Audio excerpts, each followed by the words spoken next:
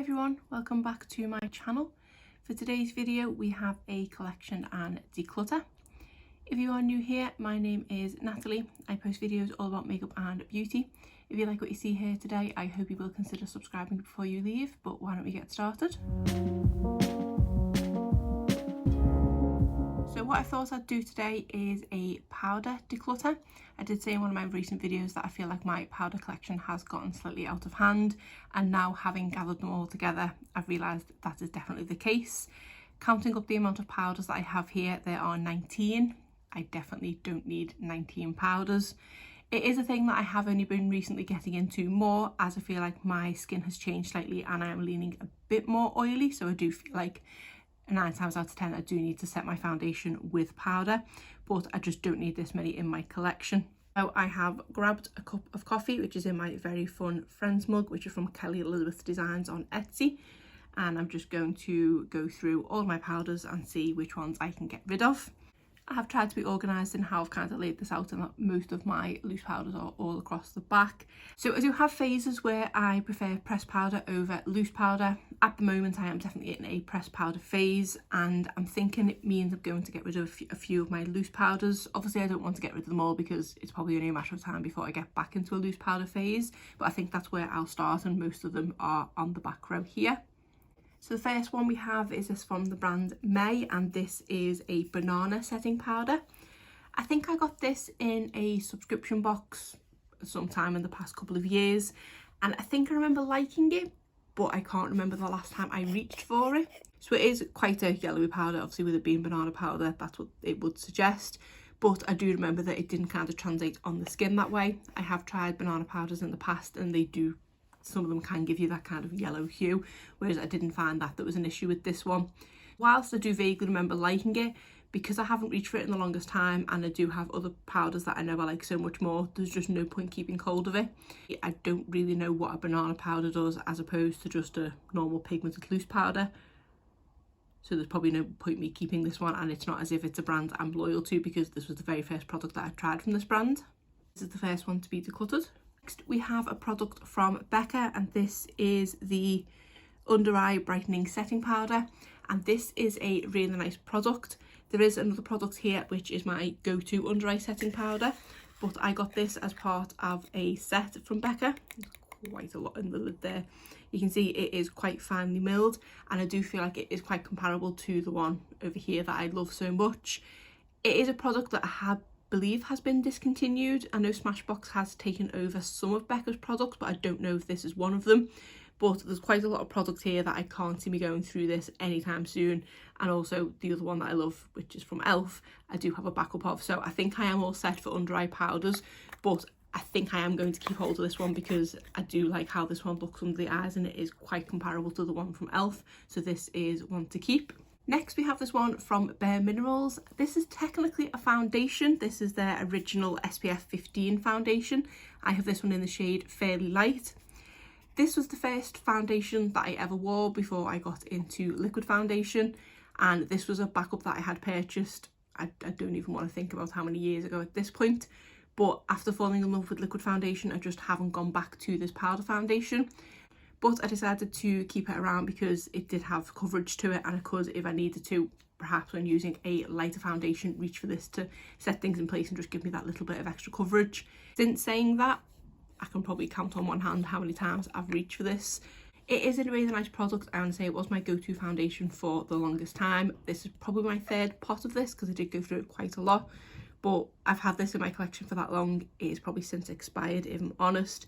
I just don't feel like I need to reach for that much coverage when applying my foundation. I'm more happy to just go for a lighter weight foundation and just set it with a lighter weight powder at the moment, so I think this is one that I do just need to finally say goodbye to. Then I have this one from Ciate London. This is the Everyday Vacay Coconut Setting Powder. This is another one that I do believe I got in a subscription box of some sort, and this is another very finely milled powder. It's another one that is really nice, and this one is actually scented. It does smell like coconut, which I think it does say in the name. So that is quite nice, and I don't mind scented products. And whilst I know the few times I have used this, I can't remember the last time I reached for this one either. It's not a product that I remember that I've got in my collection. So I kind of do want to keep it because it is a little different with it being scented. It is a nice finely milled product. It does set everything in place without looking too cakey or anything like that. So I am quite on the fence with this one because comparing it to one I'll show you in a second over there that I absolutely love, it is quite similar and I don't know if I need both of them in my collection. So I think I'm going to create a Maybelline palette for this one because I just can't decide whether I would be sad to see it go or not. Next we have this one from the brand 17. This is the Miracle Matte Loose Powder Oil Free Shine Control, and this one is another pigmented powder. It is a really nice product, but again another product that is pretty old in my collection. The brand 17 doesn't even exist anymore. This used to be the kind of teen brand that Boots used to stock. This is a product that I actually got on clearance when they were winding down the 17 brand, and I think I probably only paid £1 or £2 for this product.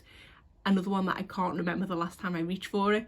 Whilst it does have a nice tone to it, and I think I remember it being a pretty nice setting powder, I just don't feel like I need this in my collection. And also I kind of don't want to know how old it actually is, and for the fact that it was only a couple of pounds, I'm not losing out financially from it kind of thing. So I think this is another one to declutter. Then we have this one from Beauty Bakery. This is the Flower Setting Powder. This is definitely my favourite loose setting powder. This is another finely milled one and I do really like the tone in this. So this is a translucent setting powder and I got this one in the shade Oat.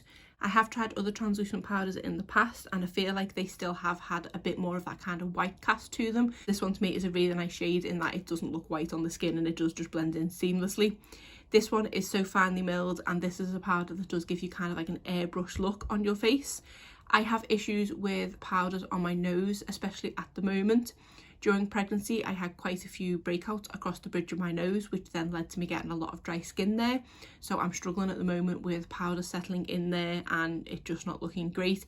Whereas this is a powder that I don't really have too much issue with in that place, and it does still kind of blur things without clinging to those dry patches of skin. So this is definitely a powder I will be keeping because it is my favourite loose setting powder. But this is the one that I do feel like is slightly comparable to the one from Ciate. So consistency wise, I do think it is quite similar to the one from Ciate, apart from the fact that this is translucent and this is more of a white powder. So at the moment, I'm leaning towards keeping the Ciate one, but let's carry on going and see if I change my mind when I go through a few more powders. And now we just have loose powder absolutely everywhere. The next loose powder is this one from Maybelline. This is the Fit Me Loose Finishing Powder in the shade Fair Light. So another one that does have pigment to it. This is a product that I actually picked up either in Canada or the US when I went in 2019, because this is a product that isn't actually available here. I believe we do have the Fit Me pressed powder, but we don't seem to have the loose powder at all, and I don't know why, because it is a great product. This one definitely does pack some coverage to it, and the shade Fair Light is a really good shade match for me. So this is one that I tend to reach for more on the days when I do have that lightweight foundation on and I want a little bit extra coverage. I don't have too many issues with this caking on the skin, although sometimes I can go in with a little bit of heavy hands and sometimes it can happen. But provided I go in with a loose brush, I don't have an issue with it at all. The only problem I have is so much of the product comes out, as you can see from the sifter. This is a product that I did actually have in my project pan last year and I did make good progress on it, but I still do have quite a lot left.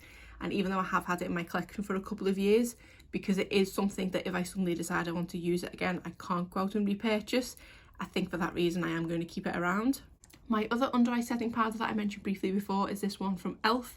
This is the Under Eye HD setting powder.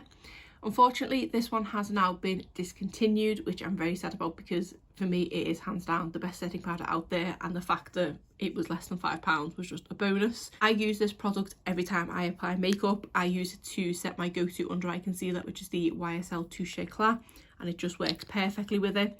And considering how much I've used it, I still do have quite a lot of products left in there. I did reformulate it not that long before discontinuing it, so I do have a backup of this which is in slightly different packaging. I'm hoping that it's the same and they've not changed it too much, but I do still have that one from Becca should I not like the backup of these that I have. But this is still going to take me such a long time to go through, and it is in the shade Sheer. Not that it matters because you can't pick it up, so I will definitely not be decluttering this one. Then the final two loose setting powders I have are just a couple of minis here. The first one is from Laura Mercier. This is the OG loose translucent setting powder, and this is obviously just a little mini of it. My main issue with this product is it is an absolute nightmare to get the actual product out. I have tried a couple of times to just lift this stopper out, but then the product goes even more everywhere and I just don't enjoy reaching for it in that respect. As to the actual powder itself, it's okay. I've never kind of found it groundbreaking, anything like that. It is the first loose setting powder that I tried, and I did use it for quite some time and say I did like it, but then trying other ones since, like trying the Maybelline one and then also the one from Flower Beauty, I've just realised that for me personally this one is just okay. I've had this in my collection for the longest time, and even though it is such a small tub, because of how little product I can get out each time, I just feel like it's just too much effort to use, so I am actually going to pass this one on as well. And then the final loose setting powder is this one from KVD, which I think this is still, yes, it's still Kat Von D, so this is the older before the vegan rebrand and everything like that, even though it's not that long ago that I did pick this one up. So this is the Lock-It setting powder, and again it's another translucent one. This one has much more holes in the sifter, so I have less issue getting this one out, and this one isn't a bad product. I've not had it in my collection for the longest time, and I don't feel like I've used it enough to say one way or the other. I think I remember quite liking it, not absolutely loving it, but again, the bar is kind of set with the one from Beauty Bakery, so I do compare all my loose setting powders, especially translucent ones, to that one. So I know I don't love it as much as that, but because I've just got rid of the Laura Mercier one, and because this is just a small pot, I'm thinking it might be handy to just keep this one for travel purposes. Not that I'm planning on travelling anytime soon, but I would like to have a more compact loose setting powder to be able to take with me. So because it's not a terrible product, for that reason, I'm going to kind of keep hold of this one. But now I just need to decide about the Ciate London one. Looking at what I've decluttered to what I'm keeping, 2 of the powders that I'm keeping are under eye powder, so I am actually only keeping 2.5, say, loose setting powders, with that one from Kat Von D. I don't actually have one that is this kind of tone, and this one is really nice to use in the summer because it does have that coconut scent to it. So I think I'm going to keep this one around for now, but I need to kind of make a mental note that if I don't reach for it over this summer, to just get rid of it come the winter, because I do have enough powders to be getting on with. So yeah, this one I'm going to keep for now. So I will do a final tally at the end, but just in regards to my loose setting powders, I had 10 and I am decluttering 4 and keeping 6. These are the 4 that I'm decluttering, and these are the 6 that I'm keeping. So now on to my press setting powder. This is going to be slightly harder because I am in a press setting powder phase at the moment. I'll start first of all with this mini from Charlotte Tilbury. This is the Airbrush Flawless Finish Powder. This one is in the shade 1 Fair. I wasn't a huge fan of this product, if I'm honest. It probably didn't help that it is such a small compact. Whilst that was quite handy for travel purposes, it's not the best when I'm trying to use the powder kind of all over my face. For that purpose, I did just tend to reach for it for my under eyes, but I do much prefer a loose setting powder for my under eyes, so it did become pretty redundant in my collection. I did want to love it because I know it has such a cult following, but I feel like because of the size of the pan, I just couldn't test it fully on my face. It was just too much effort, and I was constantly having to go back into the pan with my brush or my sponge to even get enough to cover my face. So this would be nice for under the eyes, but for me, I don't love it for that purpose, so I think I'm going to declutter this one as well. I feel like because I didn't love this one, I should have decluttered it a long time ago, but because it's so compact and doesn't take up much room in my collection, I kept kind of forgetting about it, so I think now is the time to get rid of it. We have this Brighten Up Banana Powder from Essence. I think this is one of the older powders in my collection, and I can't remember the last time I reached for this one either. I think I remember a good while ago this one going around YouTube as being quite good, and that's why I picked it up, because it was affordable and I didn't mind giving it a try. But for me, especially on my under eyes, I found this one quite aging, and it did definitely make my under eyes look kind of crepey. As a setting powder for the rest of my face, it was just okay. I don't feel like it did an awful lot. Like I said earlier, I'm not 100% sure as to what banana powder is actually supposed to do. So for that reason, I'm going to declutter this one.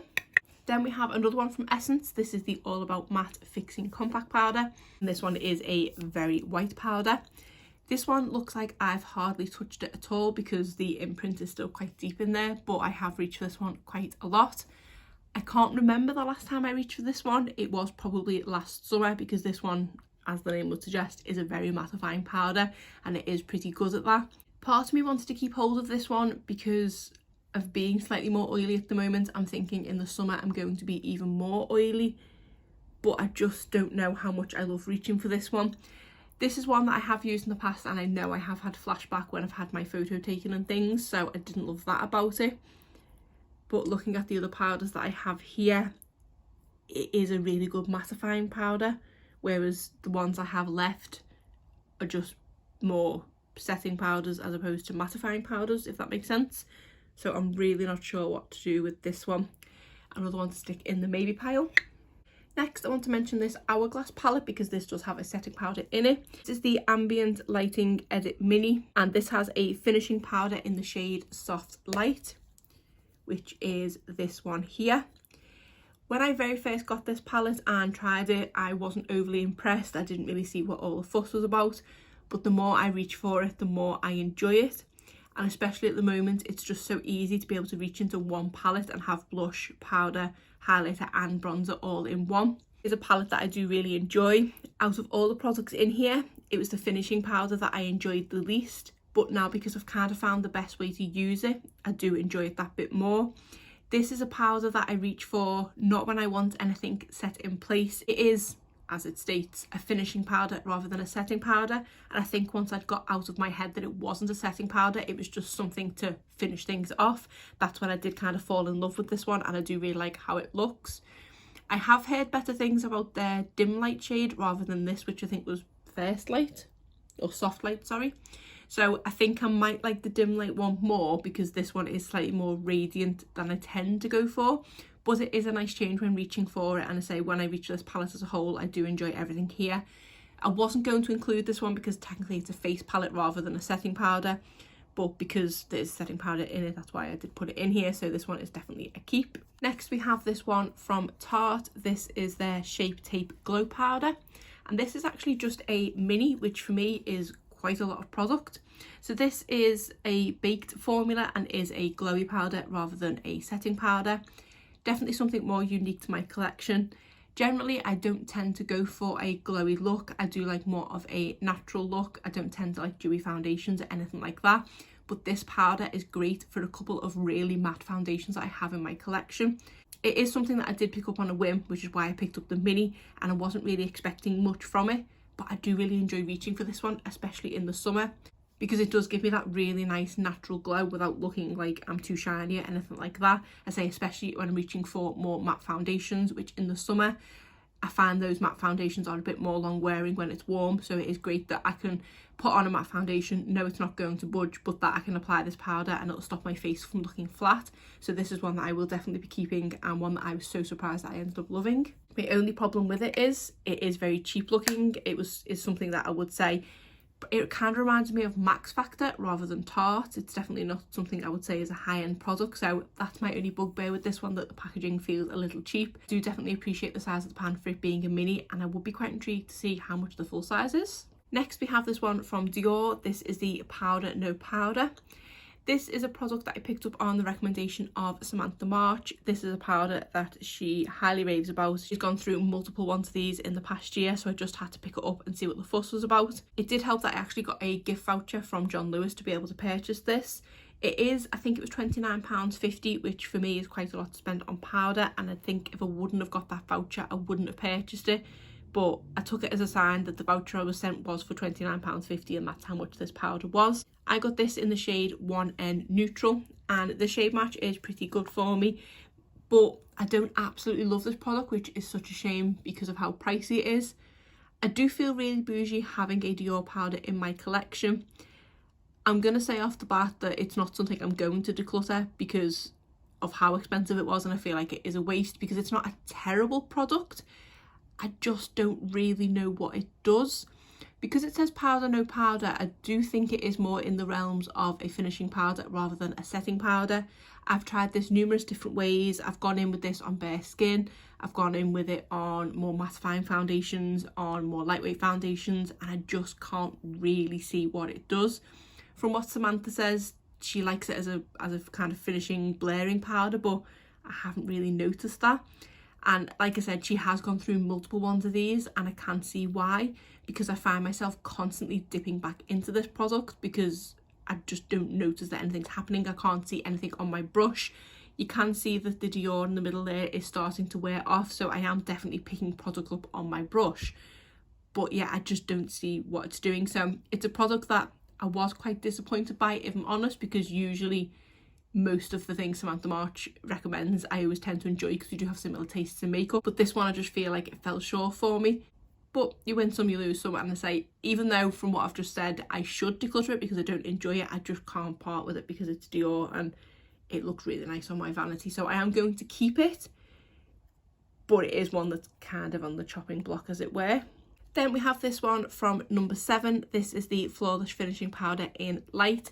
This is a product that is brand new to my collection. I only purchased it, well, I purchased it just before Christmas, but I haven't actually tried it yet. So this is one I won't be decluttering because I don't know what my opinion of it is. I think this is the powder that quite a lot of people talk about highly. The problem with number 7 is things in the US are called something slightly different than here in the UK. And I know there is a number 7 powder that everyone seems to love from the states that I watch, and I'm hoping this is the one, but I'm excited to give it a go. Then we just have 2 left. The first one is from Physicians Formula. This is the Healthy Powder. This is a product that I did actually mention in my January favourites, so it's a product I will definitely not be decluttering. I was very happy to hit pan on this one very recently, and I have gone and checked, and it is a product that is still available on quite a few retailers here in the UK, so if I need to purchase a backup of it, I can. That's the main reason why I kind of said I wanted to do this declutter video, because I was deciding whether to buy a backup of this, but I thought if I've got enough powders in my collection, I won't. Looking at what I have left here, I do kind of want to purchase a backup of it. To be honest, I think I need to try the one from number 7 first before I make an informed decision, but this is just such a fantastic powder. I have this one in the shade LN3, which is the perfect shade match for me. This is a versatile powder that I can use on bare skin just to give me a little bit of coverage, just to take the kind of shine off and just make everything look a bit more airbrushed. This works well with every foundation I've tried it with. This is one that I do have a couple of issues with on the nose, but nothing too major compared to some of the other powders. And I say at the moment it's quite hard because a lot of powders I have cling to that little dry patch on the bridge of my nose. But this is one that just makes me feel so much more confident when I apply it. This is one that, kind of like Samantha March says the Dior powder is for hair. If she's ever trying a foundation and it's a bad foundation, the Dior powder will fix it and make it look better. This to me is that kind of powder. There's been a couple of foundations that I've tried recently that just haven't worked for me. I've put this powder on and they've then been fine. So this is one I definitely won't be decluttering, and the more I talk about it, the more I'm thinking I really need to buy a backup of it. So I'm going to set myself a task to try this one more and the number 7 one and then make a decision. But yeah, hands down, if you can't get hold of this powder, I highly recommend it because it is fantastic. Then the final powder we have is, I think, the newest powder that I've purchased, and this is from Colourpop. This is their Pretty Fresh Pressed Face Powder, which is a mouthful to say, and this one is in the shade Light 7. I tried this for the first time yesterday, I think it was, so I have only tried this powder one time and I was actually pretty impressed by it. The shade on this one is a really nice match for me. Whilst I don't love it as much as the Physicians Formula one, the one time I've tried it, it did look really nice. I haven't yet tried it on top of foundation. I did just apply it to my bare skin just to kind of get a feel for it. This one did cling to those dry patches on my nose, but I say I'm hoping they'll kind of go away soon, so it won't be an issue going forward. But what I actually did with this is I put a little bit of primer on my nose first and then put this on top, and that seemed to solve the problem. This one does have the tiniest bit of coverage and it looked really nice on the skin, and this one actually felt really nice as well. My skin was very soft to the touch. Sometimes when going in with a powder on bare skin, you can feel like you have powder on your skin, whereas this one didn't feel like I had anything on at all. And if I touched my skin, it just felt really nice and soft and kind of pillowy in that respect. So I feel like this is going to be a really nice powder going forward. But as I literally, I've tried it once, so I do need to try it a lot more, especially on top of a few different foundations and things. But from that one use, so far so good. So now I just need to decide about this one from Essence. Looking at all the powders I've just gone through, I've actually only ended up decluttering one of my pressed setting powders, which I was hoping to declutter more, but I do really like the ones that I've got. The only one that is close to being decluttered is the Dior one. I think I need to declutter this one because that'll make me feel better that I'm then decluttering 2 of my pressed powders. So out of the 8 pressed setting powders that I have, it is just these 2 from Essence that I am getting rid of, and I am keeping these 6. So I had 19 powders in total. I am getting rid of 7 and I am keeping 12. So that is just over a third of my collection that I am getting rid of. I was hoping to get rid of half, but I'll take a third because it's better than nothing, and I feel a lot better. The ones that I have kept are ones I'm either trying because there are a couple of new ones there, or ones that I am genuinely loving, so not too displeased with that. Other than that, that is it for today's video. If you did enjoy it, please give it a thumbs up and subscribe if you're not already. Thanks.